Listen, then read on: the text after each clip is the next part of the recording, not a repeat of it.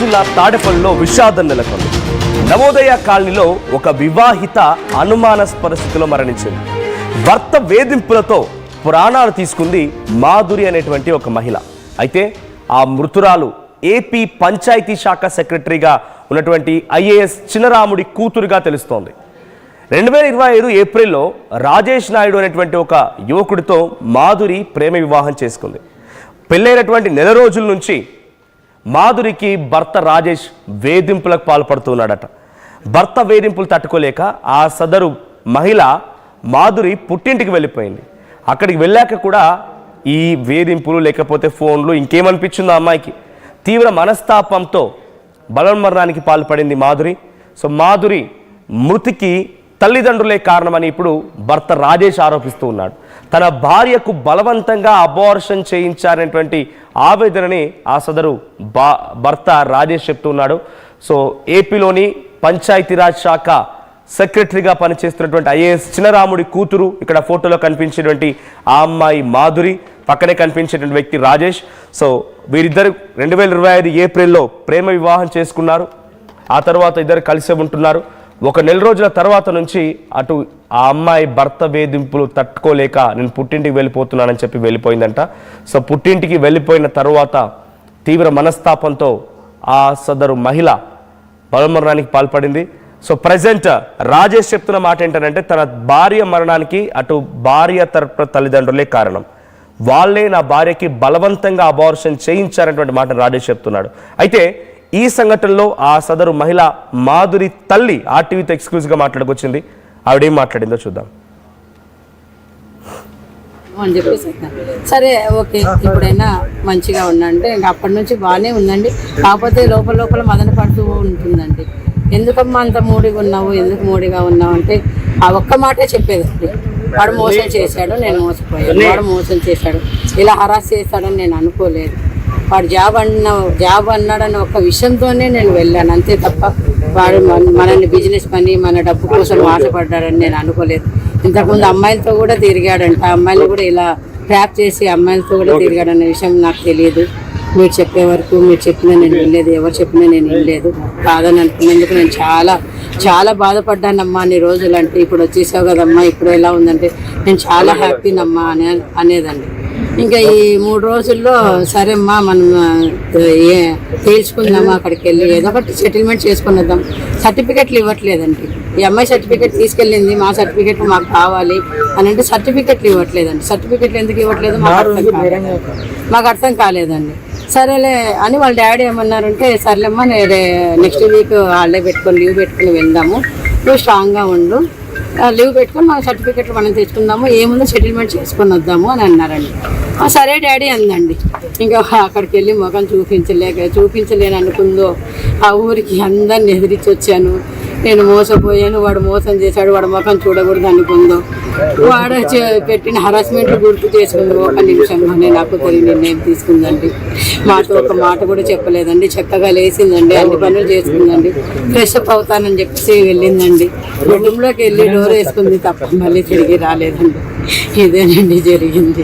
వాడిని వదలకూడదు మమ్మీ అని చెప్పేసి ఒక మాట అందండి. ఫస్ట్ వచ్చినప్పుడు వాడిని వదలకూడదు మమ్మీ అని ఒక మాట చెప్పిందండి. వాడు ఇంకొక అమ్మాయిల జీవితాలతో ఆడుకోకూడదు, అలాంటి వాడు ఇంకొకరు అమ్మాయిల జీవితాలతో అలాంటి వాడు ఆడుకోకూడదు, వాడిని శిక్షించాలి, అదొక్కటే చెప్పిందండి. కానీ ఏం చెప్పలేదు. అంతేనండి. ఆ డబ్బు గురించి అదే అంటే సరేలేమ్మా ఇచ్చేసాము అయిపోయింది, వదిలేయి, ఆ డబ్బు గురించి వదిలేయి, వాడి గురించి వదిలేసి నెక్స్ట్ ఏంటో ఫ్యూచర్ గురించి ఆలోచిద్దాం. మనం ఇదొకటి తెంచుకొని వచ్చేసి మన ఫ్యూచర్ గురించి ఆలోచిద్దాం.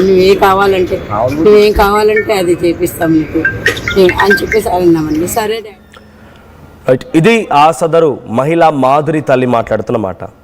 అమ్మా నాకు డబ్బు చూసి ఆశపడి నన్ను పెళ్లి చేసుకున్నాడు, ఇంత నన్ను టార్చర్ చేస్తాడని, నన్ను ఇంతలా మోసం చేస్తాడు అనుకోలేదు. సో అందుకే వదిలేసి వచ్చేసాను అనేటువంటి మాటని ఆ మహిళ నాకు చెప్పింది, అంటే నా కూతురు చెప్పింది అనేటువంటి మాటని ఆ సదరు తల్లి చెప్తోంది. అయితే ఈ సంఘటనలో అటు భర్త వర్షన్ వేరేలా ఉంది.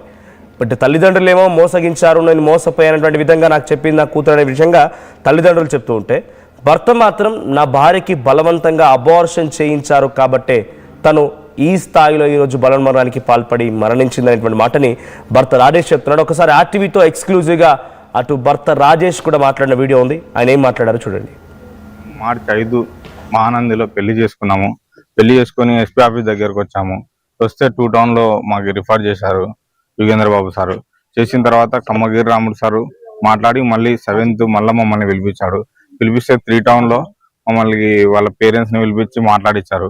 మాట్లాడిస్తే ఆ రోజు వాళ్ళ డాడీ ఈ ఇష్టపూర్వకంగానే మాకు రిజిస్టర్ మ్యారేజ్ చేయించాడు. రిజిస్టర్ మ్యారేజ్ చేయించినాక ఆ రోజు ఆస్తులకి సంబంధం లేకుండా ఆ పాపతో నాతో బాండ్ తెప్పించుకొని కూడా సంతకం చేయించాడు. ఆ బాండ్ కూడా ఇక్కడే ఉంది. ఉన్న తర్వాత 6 months మేము లివింగ్ లో ఉన్నాము. కర్నూలులో ఉన్నాను. కర్నూలు నుంచి సిమెంట్ నగర్కి వచ్చాను. సిమెంట్ నగర్కి వస్తే గణపతి పండగకి వస్తే ఆ పాప 2 months ప్రెగ్నెన్సీ ఉన్నప్పుడు వాళ్ళ మమ్మీని చూడబుద్ధి తెప్పిస్తుందని నాకు కూడా చెప్పింది. చెప్పిన తర్వాత నేను కూడా మెసేజ్ చేసింది వాళ్ళ మమ్మీకి. చేస్తే అమ్మ చూడబుద్ధి తెప్పిస్తుంది మిమ్మల్ని అంటే వస్తావా అని అడిగింది వాళ్ళ అమ్మ. అంటే చెప్తాలే అనింది. అనిన తర్వాత ఎప్పుడు అంటే ఆ రోజు పొద్దున్నే వాళ్ళ మమ్మీ వాళ్ళు 6:30 7:30కి వచ్చేసినారు సిమెంట్ నగర్కి. వచ్చేసి డైరెక్ట్ బేదంచెర్ల పోలీస్ స్టేషన్ దగ్గరికి పిలుచుకొని పోయారు. పిలుచుకొని పోతే మమ్మల్ని ఎస్ఐ సార్ దగ్గర సిఐ సార్ దగ్గర కూడా ఆ పాప చెప్పింది, నేనైతే ఫోన్ మమ్మీ నేను వాంతోనే ఉంటాను అని చెప్పింది. అంటే వానికి జాబ్ లేదు కదా అమ్మ అది అని చెప్తే అక్కడ ఉన్న సిఐ సార్ వెంకటేశ్వరరావు సార్ కూడా అప్పుడు ఫస్ట్ కూడా జాబ్ లేదు కదమ్మా అంటే అవును మేము ఇష్టపూర్వకంగానే పెళ్లి చేసుకున్నాం సార్, ఇప్పుడు ఏ రీజన్ చెప్పి పోతావమ్మా అని అడిగితే ఇట్లా జాబ్ లేదు అందుకు మాకు ఏదో ఒకటి రాసి ఇచ్చిపోవాలని చెప్పి వెంకటేశ్వర సార్ అన్నాడు. అంటే ఇట్లా మాకు జాబ్ లేదని చెప్పేసి ఆ పాప రాసి మళ్ళీ నువ్వు జాబ్ తెచ్చుకొని నేను వస్తా అని చెప్పింది. పోయిన తర్వాత వాళ్ళ మమ్మీ వాళ్ళు పిలుచుకొని పోయినారు. ఆ 2 months ప్రెగ్నెన్సీ కూడా తీసేపించారు. టాబ్లెట్ లేపించి ఆ పాప 1 టాబ్లెట్ లేపించి తీపిచ్చారు. వాళ్ళ మమ్మీ వాళ్ళ పిన్ని వాళ్ళ మామ వాళ్ళు అందరు కలిసి కొట్టి టాబ్లెట్ లేపించి తీపిచ్చారు. తర్వాత ఆ పాపకి ఎప్పుడు నాకే ఆ పాపకి సెల్ కాంటాక్ట్ అసలు లేదు, స్విచ్ ఆఫ్ చేయించారు. వాళ్ళ డాడీది కూడా నేను అప్పుడప్పుడు కాల్ చేసా వాళ్ళ డాడీకి. చేస్తే వాళ్ళ డాడీ బ్లాక్ లిస్ట్ లో పెట్టాడు. బ్లాక్ లిస్ట్ లో పెట్టిన తర్వాత ఆ పాపకి తర్వాత అక్కడికి వెళ్ళినాక గుండు చేయించినారు ప్రెగ్నెన్సీ తీపిచ్చేసి. అలా ఒక ఐఏఎస్ అధికారం అయ్యింది మాకి చాలా పెళ్లి చేసుకున్నప్పుడు మానందిలో ఇక్కడ పోలీస్ డిపార్ట్మెంట్ ని కానీ చాలా బెదిరించాడు. నైట్ 1 వరకు కూడా ఇక్కడ స్టేషన్ లో మేము ఇదే ఇక్కడ ఉన్నాం. 1 వరకు అమన్సి రాజమండ్రి వస్తున్నానంటే రాజమండ్రిలో ఉండే ఒక జేసీ జాయింట్ కలెక్టర్ అయ్యుండి ఇక్కడ ఎంత ఇన్ఫ్లుయెన్స్ వాడలాడంటే అంత ఇన్ఫ్లుయెన్స్ వాడినాడు. ఇప్పుడు కూడా తాడేపల్లిలో బాబా చనిపోయింది. నాకు తాడేపల్లి సిఐ ఫోన్ చేశాడు 4:10 నుంచి 4:30 లోపల చేసి ఇట్లా ఆ పాప చనిపోయింది, మీకు తెలుసా నువ్వు మాధురి వాళ్ళ వైఫ్ మీ వైఫ్ మాధురి అంట అని చెప్తే అవును సార్ అన్న, వాళ్ళ పేరెంట్స్ ఎటువంటిది మాకు చెప్పలేదు అని చెప్పిన. అనిన తర్వాత వాళ్ళ డాడీ ఇప్పుడు అక్కడ మాకు పోస్ట్ మార్టానికి కానీ ఏ దానికి ఏం పిలవలేదు. ఇప్పుడు ఆడే తాడిపడిలో ఎస్సీ కమిషన్ కార్యదర్శిగా ఉన్నాడు. అక్కడ ఏం చేస్తాడో తెలియదు. జాబ్ అంటే జాబ్ ఎక్కడ చూసినా ఆయననే ఇప్పియలేదు. ప్రతి ఒక్కరికి చెప్తాడు, మా ఫ్రెండ్స్ కి ఫోన్ చేస్తాడు, మా రిలేషన్స్ కి అందరికి ఫోన్ చేస్తాడు, అందరికి భయభ్రాంతులకు గురి చేస్తాడు. ఒక ఐఏఎస్ అయి ఉండి అట్లాంటివి ఎట్లా చేస్తారని అడుగుతున్నాను. మా భార్యని హత్యనే చేశారు. వాళ్ళ మమ్మీ వాళ్ళ డాడీ వాళ్ళ వాళ్ళ మామ వాళ్ళు అందరు కలిసి రోజు ఫోన్ చేసి టార్చర్ చేశారు వాళ్ళ మమ్మీకి వాళ్ళ డాడీకి. ఇట్లా బాబాని ఎట్లా పెట్టుకుంటున్నాను మీరు ఇంట్లో అంటే వాళ్ళ డాడీ వాళ్ళ మమ్మీ రోజు టార్చర్ పెడుతున్నారంట. ఆ మెసేజ్లు పెట్టింది. అక్కడ పోయినాక నేనే మోసపోయినా కూడా ఆ పాప మెసేజ్లు చేసింది నాకు. మొత్తం కలిసి వాళ్ళ డాడీ వాళ్ళ మమ్మీ వాళ్ళ పేరెంట్సే చంపారు. ఆ పాప అయితే ఆత్మహత్య అయితే చేసుకోదు. చెప్పింది కూడా బాబా నేనైతే హ్యాంగింగ్ చేసుకోను అని కూడా చెప్పింది ఆ బాబా. వాళ్ళ డాడీ చంపేసినాడు. నాకు నిన్న 4 తెలిసింది. మామూలుగా ఊర్లో అనుకుంటున్నారు కానీ హ్యాంగ్ చేసుకుంది అట్లా ఇట్లా అని నాకైతే. తన భార్య గర్భం దాల్చిన తర్వాత 2 నెలలు ఆ సమయంలో తన తల్లికి మెసేజ్ చేసింది. మెసేజ్ చేసి వస్తావా అని అంటే వస్తానని చెప్పడంతో ఆ తర్వాత వాళ్ళు తీసుకెళ్లారు. అక్కడ తీసుకెళ్లిన తర్వాత గుండు కొట్టించి తను గర్భం పోయేలా తన అబార్షన్ అయ్యేలా తనకు టాబ్లెట్స్ ఇచ్చారనే మాటని భర్త రాజేష్ మాట్లాడుతున్నాడు. సో తన అధికార బలాన్ని ఉపయోగించి తనకి ఎక్కడ ఉద్యోగం రాకుండా చేశాడని, తనని టార్చర్ చేశాడని, ఎప్పుడు